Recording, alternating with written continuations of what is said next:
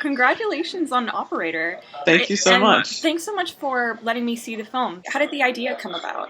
I was interested in this character specifically. I think was the first thing that happened, but I was interested in um, somebody who was looking to define himself outside of himself, if that makes sense. Like thinking that the world was going to give him more information than he himself could. I think that's what's happening with the sort of emotional affair that happens with the replica of his wife. Basically, that's basically a reflection or projection of himself, right? And I think that that's a lot of times what happens with any kind of affair. You're so new to this person, you can be anyone and you can try on different sides of yourself and personalities, and they can reflect that back to you and praise you for it, and there's not a lot of sort of like there's not a lot of negative feedback that comes in the early stages of a relationship. There's something so prescient about Operator, the fact that you developed it, before all of this AI. So we were supported through Sundance, the labs, and also the Alfred P. Sloan Foundation, which is dedicated to helping artists research science when they're using science in their work. And they gave us a bunch of grants, and one of them helped connect us to our science advisor. We worked with a number of different people, but the main person we worked with was a guy named Tom Hebner at Nuance. Nuance is the company that does all the voice recognition development behind things like Siri and Dragon.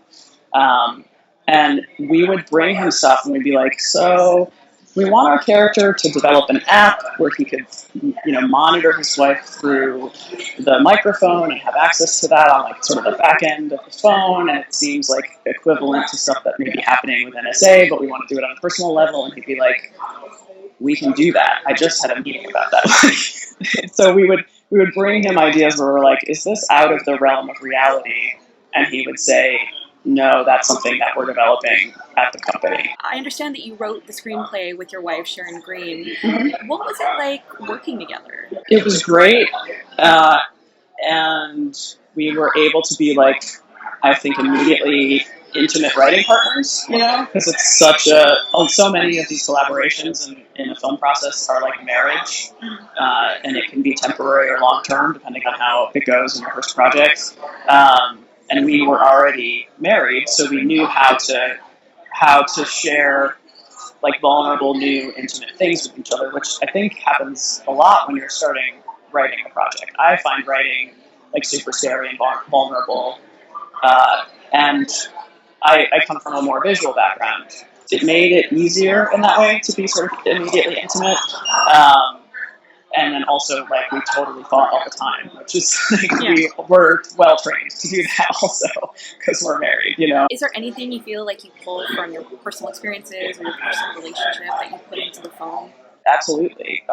Many nuances. Sharon, for example, was an ensemble member and artistic director of the theater company that's in the film.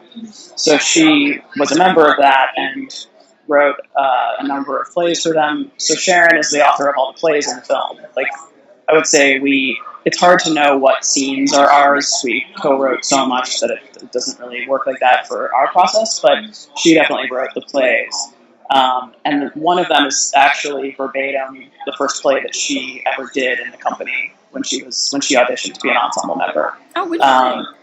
The Ride-a-Book one. Oh, really? Where yeah. Oh, that's interesting. Yeah, that's what she auditioned with, and then like the ensemble, apparently they were like, yeah, that's a for sure. We're casting her for sure. Yeah. So yeah. That must be trippy though, watching Mae Whitman totally perform on that stage. Yes. Were there any times where she gets super personal on stage, like in the film, or was that totally exaggerated? My last film was my thesis from Cal Arts, and it's a 30-minute short called Recessive. And that film is like overtly personal. And I would say the two characters are more clearly Sharon and me. It's about Sharon really desiring to have a biological child, and me going through a process of figuring out how what my relationship would be to that kid if I wasn't biologically related. And also just like the whole kid thing of, is that something that I want? And like the real fear of, is that something I'm capable of, So I it's funny. I I don't mind saying this, but I just haven't said it before. But I would write down fights we would have. I would record fights while we were having them, but I would ask Sharon if I could record them while we were having them. And she was okay with that? And she's like, and she would say yes. I mean, I would never do anything like Joe did, where I would, surreptitiously do anything. But I did like aggressively mine both of our lives. So how did you get involved with Mae Whitman and Martin Starr? They were so believable and moving in Operator. We had an awesome casting director, Barbara McCarthy, and she was incredibly supportive and dedicated to the process. The first time I'd done a process like that. Yeah.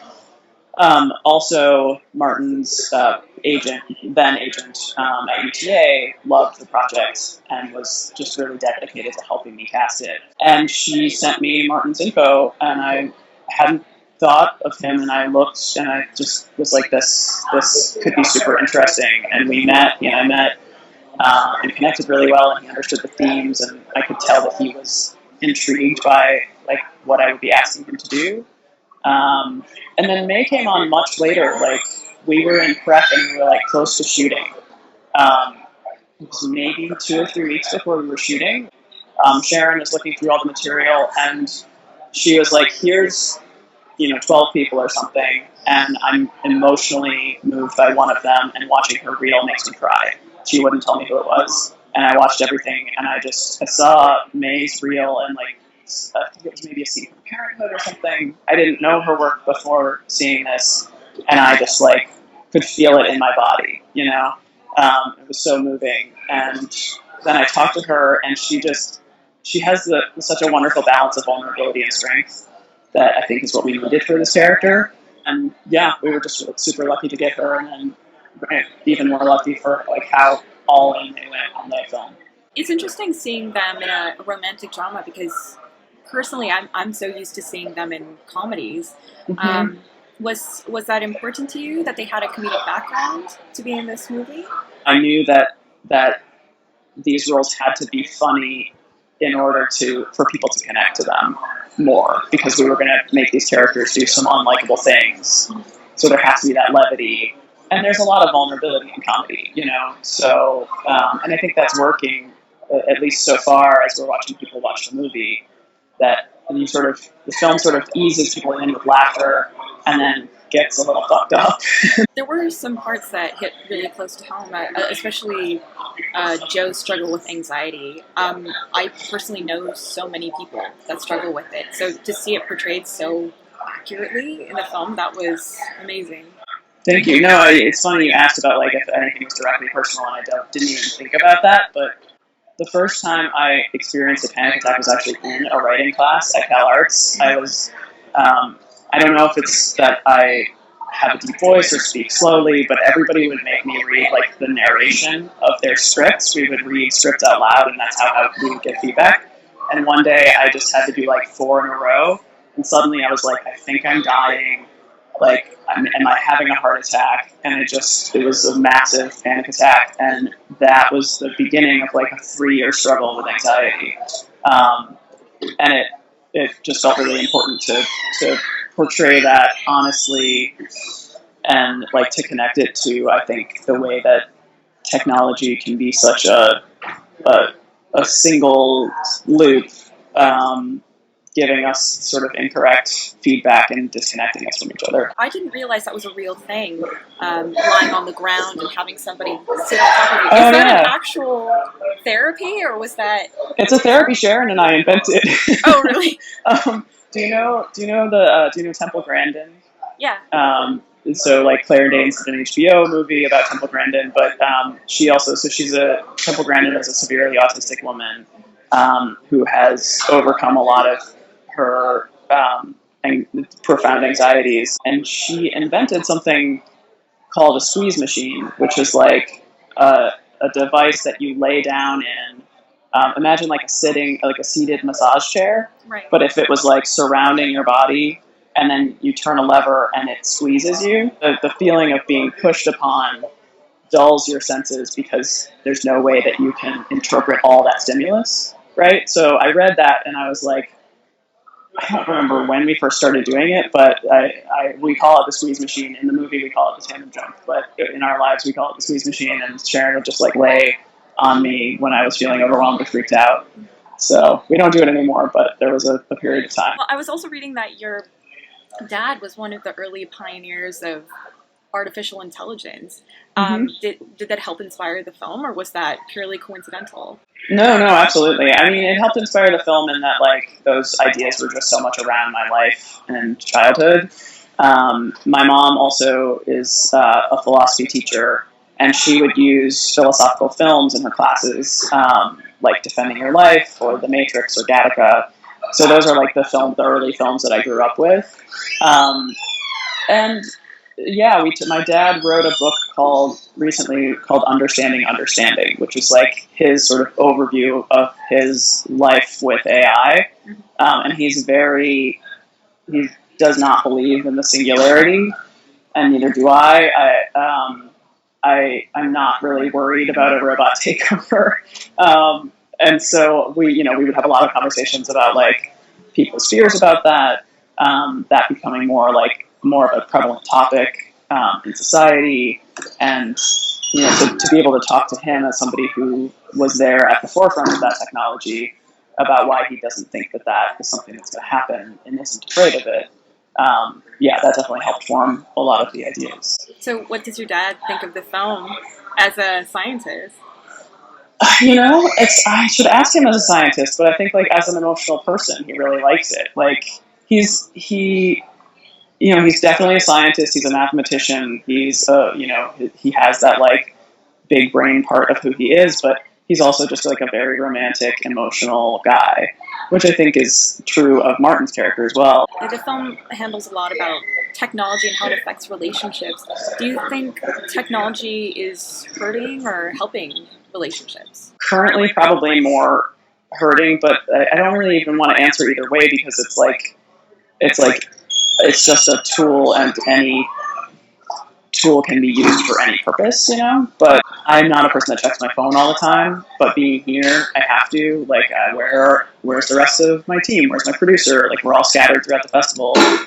Who's tweeting about what? But like, I'm super excited to go home and not care. Any app that asks you to, enable location services or, unlock various other privacy things or give access to your microphone or whatever, is rewarding you, but through like a video game, like gamification of your own life experience. So were there any reactions from the audience that surprised you or that you were really excited about? Last night, this woman came up to me at the end of the screening. She thanked me for putting up something she'd never seen on screen before and creating an experience she hadn't had before because her husband is a severely autistic man who has never cried and opened up before, and he cried during the screening last night. Oh my god. I know. That is the ultimate compliment. It was amazing, and I just gave her the biggest hug and then talked to him for a while and like hope to talk to them more after the craziness of South by. But yeah, it was awesome. Really is there anything that you want people to take away from Operator? I think just like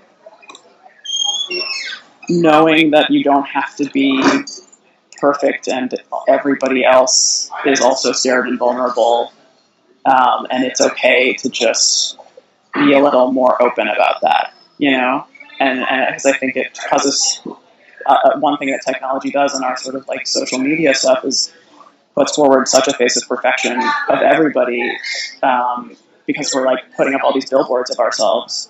And then you think, that's not my experience, and I must be so completely removed from the people who I love, because they're all having fun and having great lives, and I feel, nervous and self-hating or whatever, and that's just not true. That's not.